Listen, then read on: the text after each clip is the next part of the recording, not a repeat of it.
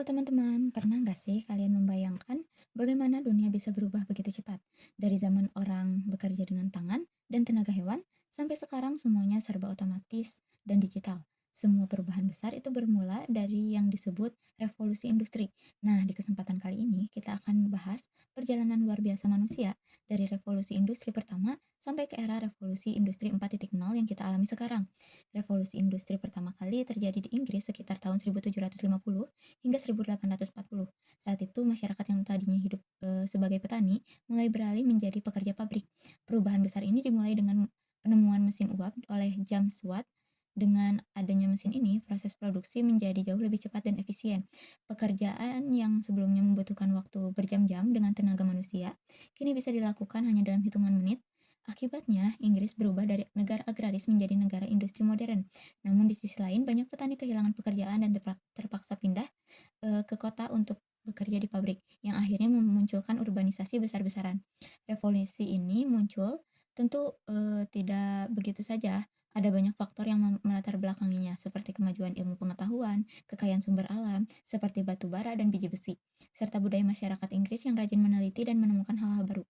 Dari sinilah muncul berbagai penemuan penting seperti alat tenun flying eh, shuttle oleh Jones, spinning jenny oleh James, mesin tenun oleh otomatis dari Edmund, dan mesin uap kerja karya James Watt. Bahkan dari teknologi mesin uap inilah kemudian lahir kereta api pertama yang mengubah cara manusia bepergian dan berdagang di seluruh dunia.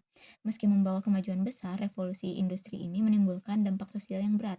Banyak buruh yang harus bekerja lebih dari 12 jam per hari, termasuk anak-anak. Kondisi kerja yang buruk membuat munculnya gerakan kemanusiaan. Salah satu tokoh penting pada masa itu adalah Ernest Shaftesbury yang berjuang keras di parlemen Inggris hingga akhirnya lahir Factory Acts tahun 1833. Undang-undang ini menjadi dasar perlindungan bagi anak-anak dan buruh agar tidak lagi diperlakukan semena-mena di tempat kerja.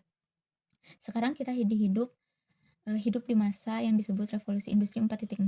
Kalau dulu tenaga manusia digantikan oleh mesin uap, sekarang manusia mulai digantikan oleh sistem otomatisasi, kecerdasan buatan, dan teknologi digital. Perjalanan revolusi industri sendiri terbagi dalam 4 fase utama. Pertama, 1.0 dengan mesin uap dan mekanisme. Kedua, 2.0 dengan tenaga listrik dan produksi massal. Ketiga, 3.0 yang menggunakan komputer dan otomatisasi. Dan akhirnya 4.0 yang menghubungkan manusia menjadi mesin dan data menjadi teknologi seperti Internet of Things, Big Data, AI, dan Cloud Computing. Namun, di balik kemajuan ini juga muncul fenomena baru yang disebut inovasi disrupti, yang menggantikan cara lama dengan teknologi baru. Kita bisa lihat dari banyak contoh. Dulu Nokia sempat menjadi raja handphone dunia, tapi akhirnya tergantikan oleh Android dan iPhone.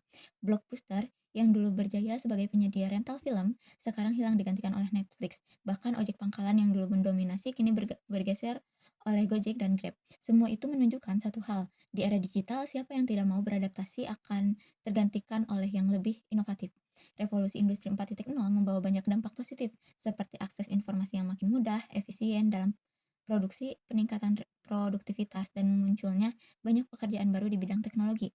Namun di sisi lain juga ada dampak negatif, seperti meningkatkan resiko kejahatan cyber, berkurangnya lapangan kerja akibat otomatisasi, serta masalah lingkungan karena polusi dan limbah industri. Jadi tantangan kita saat ini bukan hanya meningkatkan kemajuan teknologi, tapi juga bagaimana kita bisa mengendalikannya agar tetap memberi manfaat bagi manusia dan lingkungan. Bagi kalian yang belajar akuntansi, revolusi industri 4.0 juga membuka peluang besar. Seorang akuntan zaman sekarang tidak cukup hanya paham angka dan laporan keuangan, tapi juga harus menguasai teknologi, analisis data, dan memahami standar internasional seperti IFRS. Profesi akuntansi juga kini didukung oleh berbagai sertifikasi profesional seperti CPA, CA, dan QIA. Semua ini penting agar akuntan masa depan bisa bekerja secara global, melek digital, dan tetap menjunjung tinggi etika profesi. Jadi, kesimpulannya, revolusi industri bukan sekadar tentang mesin atau teknologi, tapi tentang bagaimana manusia beradaptasi terhadap perubahan. Dunia terus bergerak maju, dan mereka yang mau belajar serta berinovasi akan menjadi pemenang di masa depan. Ingat, perubahan tidak bisa dihindari, tapi bisa kita kuasai. Dunia akan terus berubah, dan masa depan ada di tangan mereka yang siap beradaptasi dan menciptakan perubahan positif. Sekian dari saya, terima kasih.